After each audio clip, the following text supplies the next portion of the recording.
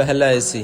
कासिम की माँ हाल में टीवी देखते देखते सो रही होती है। अपने ऑफिस के लिए निकलता है, वो कासिम में देख लेता है। हाथ में रिमोट लिए ही सो गई मम्मी, और बेकार में टीवी चल रहा है, कोई देखने वाला भी नहीं है, और हाल में कौन लगाता है। एसी कितने नुकसान की चीज है, ये कोई समझना ही नहीं चाहता। कासिम टीवी और एसी बंद करके ऑफिस के लिए निकलने लगता है। तभी इसके हाथ में आग लगी है जो ऐसे बंद करके चला गया। तो 2 मिनट ना हुए आग लगे तो तुम सबके हाथों में खुजली चालू हो जाती। तूने देखा क्या कौसर, किसने ऐसी बंद किया?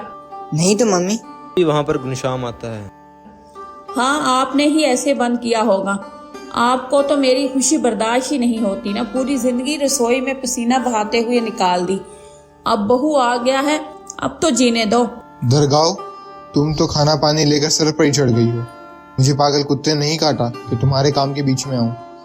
मैंने नहीं किया भाई, तुम्हारा एसी बंद तुम्हारे लाडले साहब ने किया होगा। ये सुनते ही दुर्गा गुनशाम की तरफ देखती है। अपनी माँ के गुस्से से डर कर सरकता हुआ कासिम सीधा बाहर चला जाता है। दिन भर का थका हारा कास्तू पूरे रास्ते यही सोचता हुआ आता है, अगर मम्मी ने पूछ लिया है कि एसी किसने बंद किया तो मैं क्या करूँगा। बेकार में माँ भारत हो जाएगी आज। डरता डरता कासिम अपने घर पहुँचता है, पर वहाँ एक कुछ अलग ही सीन चल रहा था। कासिम दरवाजे तक पहुँचता ही है कि वो देखता है कि जमीन पर बैठी हुई पिंकी जोर जोर से रो रही है। जमीन पर हाथ पैर मारती हुई पिंकी बस रोती ही जा रही थी। मुझे मेरे रूम में भी एसी चाहिए मम्मा। क्या हो गया भाभी, पिंकी इतना रो क्यों रही है?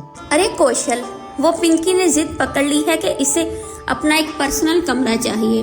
अब घर में कमरे तो बहुत हैं, मैंने कमरा तो दे दिया, पर एसी कहाँ से ला दूं?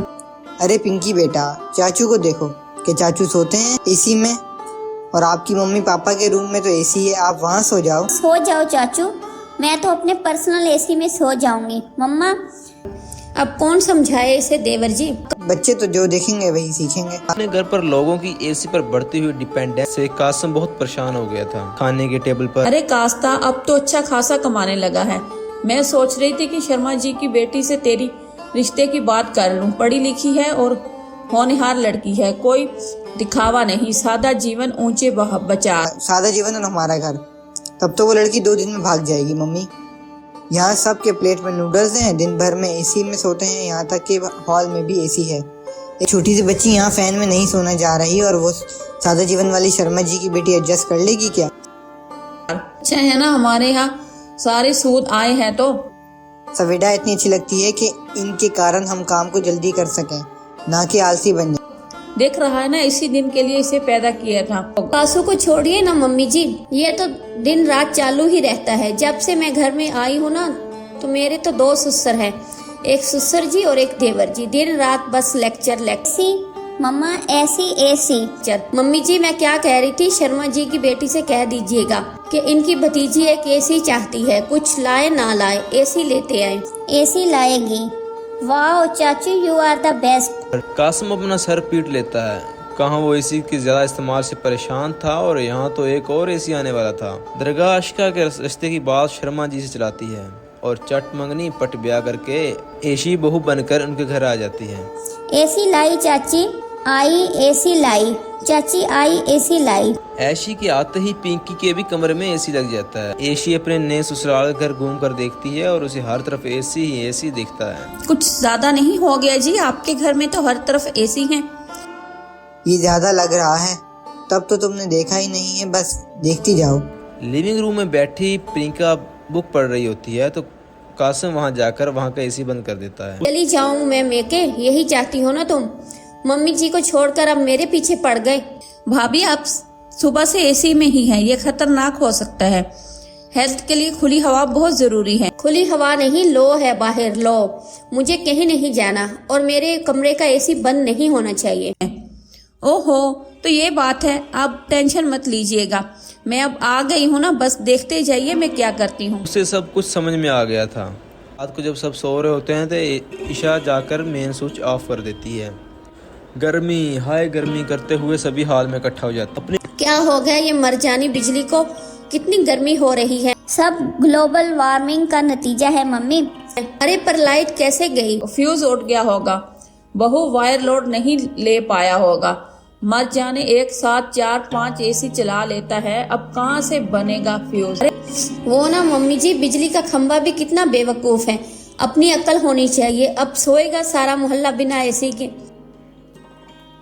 बाहर तो सब कह रहे हैं कि कल सुबह ही बिजली आएगी, पूरी रात ऐसे ही रहना होगा। ये तो चलो ना सब छत पर सोने चलते हैं। यहाँ पास में ना मजनू होटल है, वहाँ एसी रूम ले लेते हैं ना। अरे वाह वाह, अरे बहू 2 कमरा ले लेना, मैं भी आ रहा हूँ। गलती कोई नहीं देख और मोहल्ले वालों को दोष देखकर ईशा के ससुराल वाले होटल में जाकर एसी रूम में सो जाते हैं। बेचारी ईशा का प्लान फेल हो जाता है, पर प्लान तो फेल हो गया जी।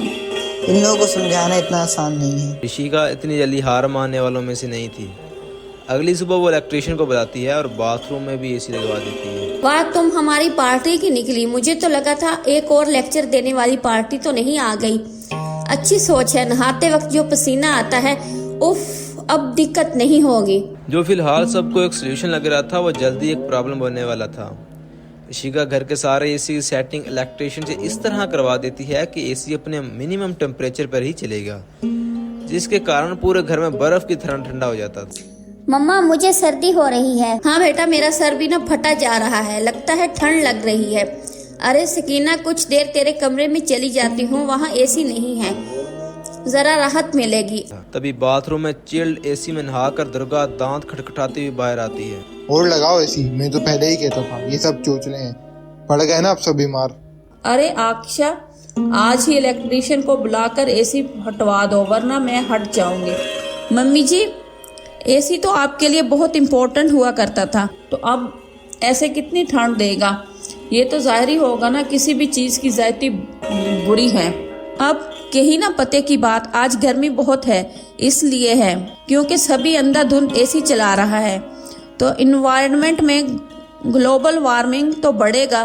पिंकी स्कूल में पढ़ा है ना तुमने, फिर भी कमरे में सेपरेट एसी।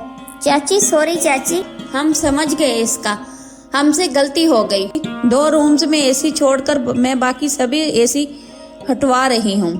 जो काम कास्टू ना कर सकता इश्का ने कर दिया, और सभी को अपनी भूल का एहसास हो गया कि कोई भी चीज़ हद से ज़्यादा हो जाए तो जहर बन जाती है।